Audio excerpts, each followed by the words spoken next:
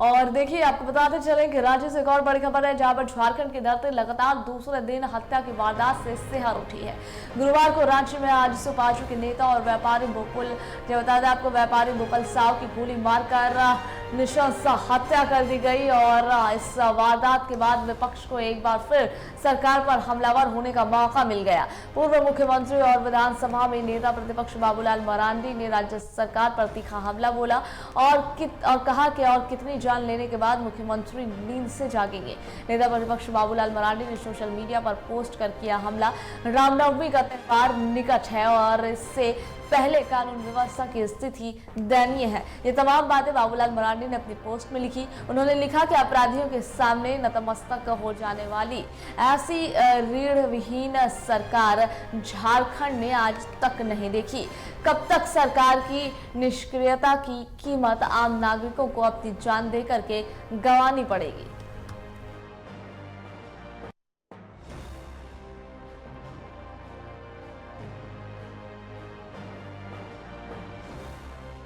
झारखंड की धरती लगातार दूसरे दिन हत्या की वारदात से सिहर उठी है। गुरुवार को रांची में आजसू पार्टी के नेता और व्यापारी भूपल साव की गोली गला रेत करके नृशंस हत्या कर दी गई है और इस पर अब जो है विपक्ष हमलावर नजर आ रही है।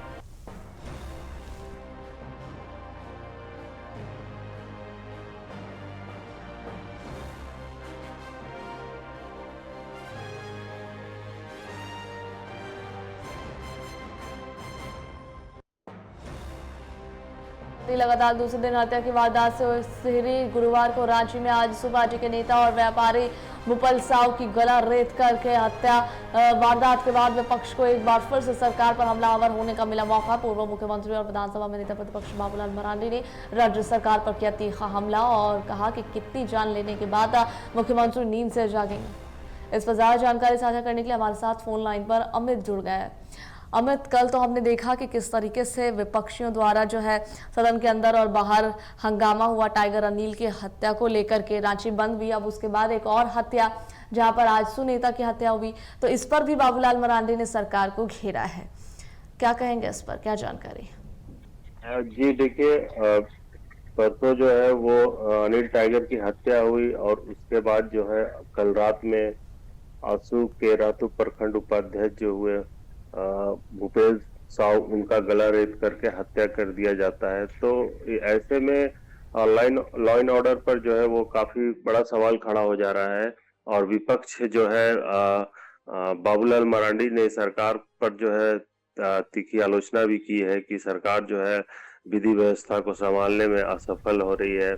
और साथ ही देर रात संजय सेठ ने भी इस पर एक्स पर जो है जानकारी देते हुए राज्य सरकार को घेरा है। तो ये पुलिस प्रशासन की नाकामयाबी जो है वो दिखाई पड़ रही है कि जो सरकार है, पुलिस व्यवस्था है, वो पूरी तरह से असफल है। क्योंकि लगातार 2 मर्डर हो जाना, एक तो आपका अनिल टाइगर का जो कांके रोड में हुआ और दूसरा कल रवि स्टील में हुआ, तो इस तरह से हत्या जो हो रही है और ये पॉलिटिकल हत्या की ओर इशारा कर रहा है। क्योंकि ये भी आजसू से ताल्लुकात है, तो एक तरह से 2 पॉलिटिकल हत्या जो है बैक टू बैक जो है वो देखने को मिल रही है।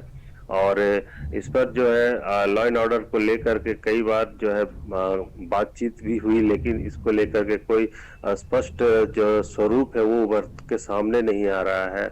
और आज जो है इसको लेकर के जो है एसएसपी जो है इस पर जो है एक बैठक भी करेंगे और बैठक के बाद देखते हैं कि क्या कुछ इस पर विचार होता है। क्योंकि बीते दिनों जो अनिल टाइगर की हत्या हुई, इसके लिए एक जांच कमेटी जो है वो गठित कर दी गई है, जिसमें एसएसपी ग्रामीण एसपी के नेतृत्व में जो है एक टीम गठन किया गया है। और इसमें 2-3 थानों जो कांके, सुखदेव नगर, पुंदाग, टीओपी, सबको मिला के एक टीम भी बनाई गई है, जिसमें लोहरदगा पुलिस का भी सहयोग लिया जाएगा।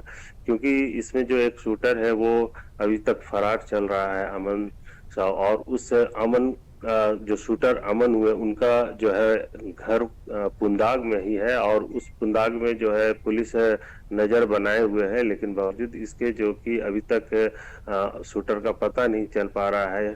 और अब देखना है कि एसआईटी जो टीम गठित हुई है ये कितना जल्द से जल्द जो है ये अपनी रिपोर्ट को प्रस्तुत कर पाती है। जी। बहुत शुक्रिया जानकारी साझा करने के लिए अमित आपका।